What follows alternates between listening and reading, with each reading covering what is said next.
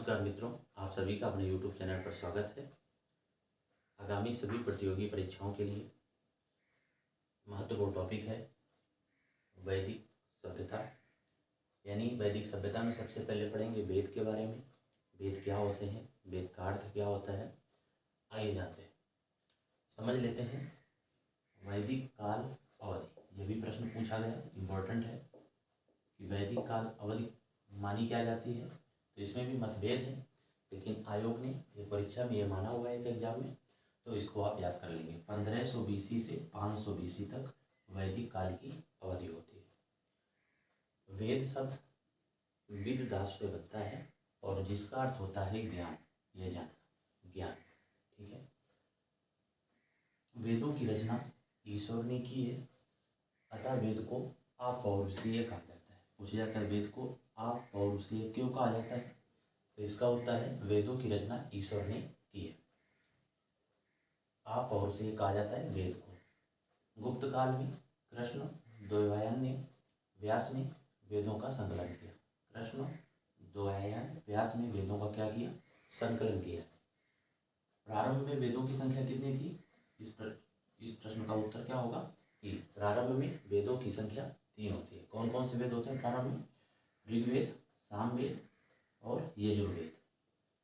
इन तीनों वेदों को वेद त्रयी नाम से जानते हैं। जो प्रारंभ में वेद होते हैं उनको वेद त्रयी नाम से जानते हैं, या फिर केवल त्रयी भी लिखा मिल जाता है, याद रखिएगा। यजुर्वेद एक ऐसा वेद है जो गद्य और पद्य दोनों में है। यह विशेषता इसकी बहुत पूछी जाती है, याद रखिएगा। यजुर्वेद एक ऐसा वेद है जो गद्य और पद्य दोनों में इसका उल्लेख मिलता है। नवीनतम वेद की बात करें तो अथर्ववेद, क्योंकि प्राचीनतम वेद की बात करें ऋग्वेद। नवीनतम वेद अथर्ववेद, प्राचीनतम वेद ऋग्वेद। यह प्रश्न भी बहुत पूछा जाता है कि प्राचीनतम वेद कौन सा है। ऋग्वेद सबसे प्राचीन वेद है, नवीनतम वेद अथर्ववेद। अब जानते हैं इन चारों जो वेद हैं इनके अर्थ क्या होते हैं, यहाँ से भी प्रश्न बनता है। ऋग शब्द का अर्थ होता है स्तुति या पूजा, तो नोट कर लीजिएगा। जो ऋग्वेद में पहला शब्द मिलेगा ऋग, तो ऋग शब्द का अर्थ क्या होता है, स्तुति और पूजा। तो ऋग्वेद का संबंध किससे हुआ, स्तुति और पूजा से। साम का अर्थ क्या होता है, गान, यानी यह पद्य में है, या जो साम वेद है वो पद्य पर आधारित होता है। शांति और समझदारी के साथ व्यवहार, इसका अर्थ होता है साम का शांति और समझदारी के साथ व्यवहार। और इसका दूसरा अर्थ क्या होता है, गान। यजुर शब्द का अर्थ होता है बलिदान, तो यजुर्वेद में किसका उल्लेख मिलता है, कर्मकांड और बलिदान का उल्लेख मिलता है। अथर्व का अर्थ क्या होता है, इसका अर्थ जादू टोना से लेते हैं, और इसका अर्थ भगवान गणेश भी होता है। और अथर्व का एक अर्थ और होता है, अथर्ववेद का नाम ऐसा भी उल्लेख मिलता है कि अथर्वा ऋषि थे, उनके नाम पर इस वेद का नाम रखा जाता है, अथर्वा ऋषि के नाम पर, अथर्वा ऋषि, ठीक है। ये हो गए यहाँ संबंधित। स्तुति या पूजा, स्त्रोत भी लिखा होता है, इसका मतलब स्रोत नहीं होता है, इसका मतलब होता है स्तुति। यह प्रश्न बना हुआ है, स्त्रोत एवं पूजा। अब बात कर लेते हैं आकार की दृष्टि से सबसे छोटा वेद कौन सा है, यानी सबसे कम मंत्र का उल्लेख किसमें है। तो सामवेद आकार की दृष्टि से सबसे छोटा है, और सबसे बड़ा कौन सा होगा, तो सबसे बड़ा ऋग्वेद हो जाएगा मंत्रों की और ऋचाएँ जो मंडल हैं उन सब में। तो सामवेद आकार की दृष्टि में छोटा है और गीत संगीत प्रधान है, बता दिया आपको। गीत संगीत प्रधान कौन सा वेद है, सामवेद, ठीक है। गद्य और पद। अब एक बात और समझते हैं, संहिता किसे कहते हैं, वेद संहिता या फिर केवल संहिता भी आ सकता है। चारों वेदों को जब मिला दिया जाता है, यानी ऋग्वेद, सामवेद, यजुर्वेद, इन तीनों को तो वेद त्रयी कहते हैं। जैसे ही इसमें अथर्ववेद मिलाया जाता है, वेद में से क्या मिला दिया जाए, अथर्ववेद मिला दिया जाए, अथर्ववेद, तो इसको क्या कहते हैं, संहिता कहते हैं। तो वेद त्रयी क्या होता है, संहिता क्या होता है, आपको समझ में आ चुका होगा। अब देखते हैं, अवधि बता दी गई। अब देखते हैं, पूछा जाता है प्रश्न, पंचगव्य में कौन सा, इसमें क्या नहीं मिला होता है, पंचगव्य, एक शब्द है पंचगव्य, यह भी प्रश्न पूछा गया है। तो पंचगव्य में याद रखना, गाय का दूध होता है, दही होता है, घी होता है, और मूत्र और गोबर होता है। विकल्प में होता है कि तुलसी, जो कि आपको लग रहा होगा कि तुलसी इसमें होगा, लेकिन तुलसी नहीं होती है, तुलसी नहीं होती है, याद रखिएगा। क्या क्या होता है वो आपको बता दिया गया है। पंचगव्य का हिस्सा तुलसी नहीं होती है। बात कर लेते हैं वेद। ऋग्वेद लिखा है और इनके ज्ञानी को, यानी जो इनके पुरोहित होते हैं, मंत्रों का उच्चारण करने वालों को क्या कहते हैं? पुरोहित शब्द का प्रयोग किया जाता है या फिर ज्ञानी भी मिल जाता है। पुरोहित का अभिप्राय क्या है? जो मंत्रों का उच्चारण करे। ठीक है। ऋग्वेद, सामवेद, यजुर्वेद, अथर्ववेद, अर्थ बता दिए गए। वेद, ऋग्वेद के ज्ञानी को यानी पुरोहित को होत्र या होता भी लिखा होता है, कहीं कहीं होत्र कहते हैं, होत्री कहते हैं या होता भी मिल जाता है। ठीक है। सामवेद के पुरोहित को उद्गाता कहते हैं। यजुर्वेद के पुरोहित को अध्वर्यु कहते हैं। अथर्ववेद के पुरोहित को या ज्ञानी को ब्रह्मा कहते हैं। इसलिए अथर्ववेद का नाम ब्रह्मवेद के नाम से भी जाना जाता है। याद रखिएगा, कौन सा वेद? ब्रह्मवेद के नाम से जाना जाता है, अथर्ववेद। अब इनके आते हैं ब्राह्मण ग्रंथ। आपके मन में आएगा ब्राह्मण ग्रंथ क्या होते हैं? जो वेदों का गद्य प्रकरण होता है, वेदों के गद्य प्रकरण को क्या कहते हैं? ब्राह्मण ग्रंथ कहते हैं। कौशिकी, ऐतरेय किसका है? ऋग्वेद के क्या है? ब्राह्मण ग्रंथ है। कौन कौन से? कौशिकी और ऐतरेय। सामवेद के ब्राह्मण ग्रंथ कौन कौन से हैं? पंचविश, खड़विश, जैमिनीय, 3 है। यजुर्वेद के ब्राह्मण ग्रंथ कौन से हैं? तैत्तिरीय, शतपथ ब्राह्मण, इंपॉर्टेंट है, शतपथ ब्राह्मण बहुत ही महत्वपूर्ण है। ठीक है। इसका अथर्ववेद यानी ब्रह्मवेद का ब्राह्मण ग्रंथ कौन सा है? गोपथ ब्राह्मण। अब बात कर लेते हैं, वेद हो गए 4, अब उनके उपवेद हैं। वेद की संख्या 4 है और उपवेद की संख्या भी क्या है? 4 है। तो ऋग्वेद का उपवेद कौन सा है? आयुर्वेद, औषधियों का जिक्र किया गया है। सामवेद के अंतर्गत कौन सा आ रहा है? सामवेद का उपवेद गंधर्ववेद, इसमें नृत्य, संगीत आदि का जिक्र किया गया है। धनुर्वेद धनुष विद्या से संबंधित है। शिल्पवेद, अथर्ववेद का क्या है? उपवेद है, इसमें शिल्प संबंधी बातों का प्रावधान किया गया है। बात कर लेते हैं आयुर्वेद के ज्ञानी को क्या कहते हैं? प्रजापति।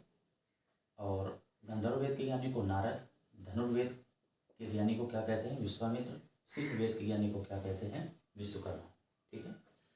आपने सुना होगा विश्वकर्मा पूजा होती है, वो शिल्प से संबंधित होती है। कुछ महत्वपूर्ण और बिंदु लिखे हुए हैं, उनको समझते हैं। वेदों के गद्य प्रकरण को क्या कहा जाता है? प्रश्न पूछा जा चुका है कि वेदों के गद्य प्रकरण को क्या कहा जाता है। तो वेदों का गद्य प्रकरण ब्राह्मण कहलाता है।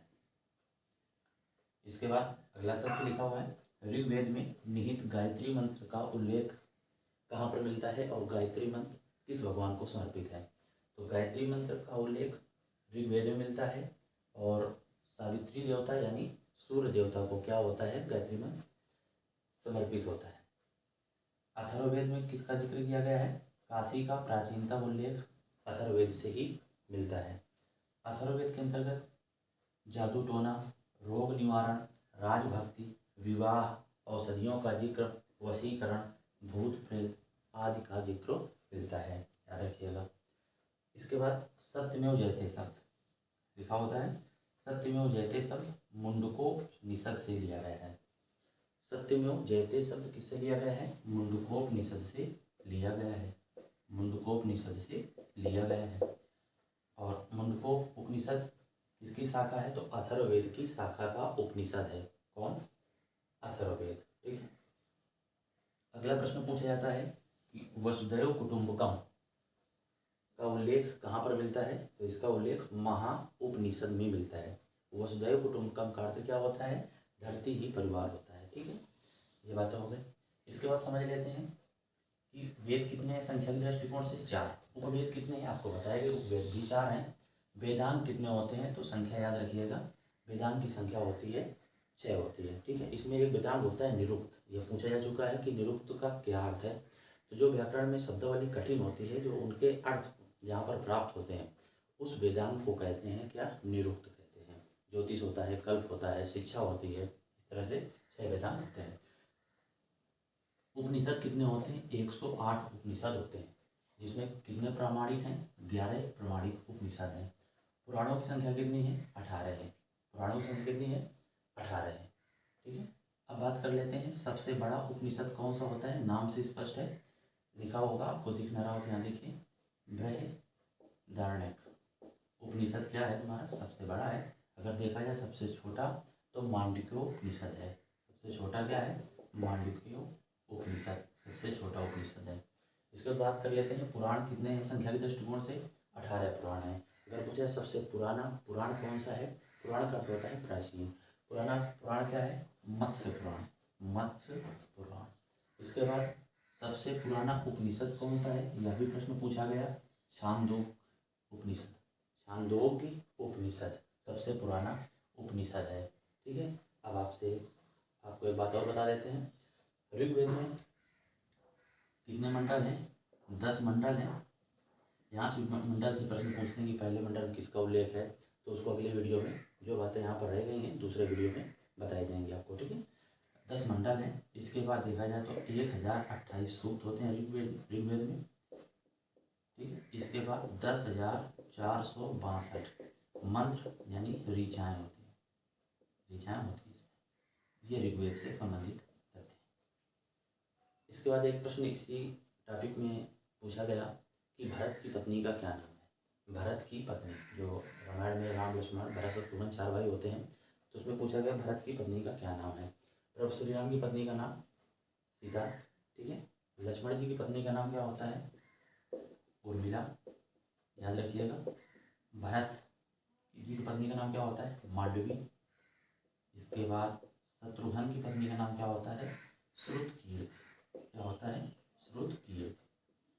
ये भरत की पत्नी का नाम है, उर्मिला किसकी है, लक्ष्मण की। श्रुतकीर्ति किसकी है, शत्रुघ्न की पत्नी का नाम है। और प्रभु श्री राम जी की पत्नी का नाम आप जानते हैं। उम्मीद करते हैं आपको यह वीडियो समझ आया होगा। आप नोट्स बना लीजिएगा। अगर आपको लगे कि इस वीडियो से आपको थोड़ा से भी फ़ायदा मिल रहा है, कुछ तथ्य आपको नहीं मिले जो कि आपने पहले पढ़ रखे होंगे, वहाँ से प्राप्त नहीं हुए, अगर लगे तो कृपया इस चैनल को सब्सक्राइब कर लें और वीडियो को लाइक कर दीजिएगा।